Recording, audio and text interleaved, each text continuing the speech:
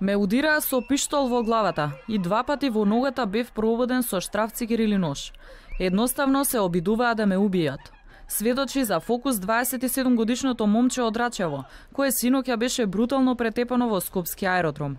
На фреквентна локација пред ресторан бил пресретнат од 4 лица, кои му нанеле тешки повреди на главата.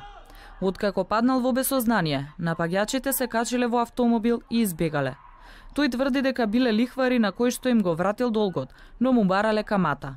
Неговата девојка која била со него за време на настанот ги препознала напаѓачите. Вознемирена барала помош од случајни минувачи.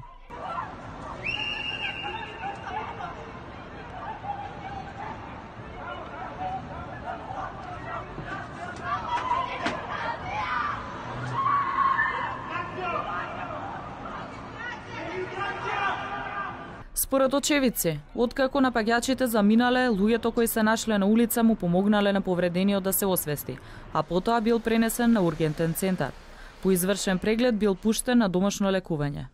Момчето било обсервирано на ургентен центар, значи проследено со лицеви повреди, така да по стабилизирање на состојбата не беше задржано на нашата клиника. Од Министерството за внатрешни работи вела дека четворицата идентификувани од претепаното момче се повикани во полициска станица и работат на расчистување на случајот.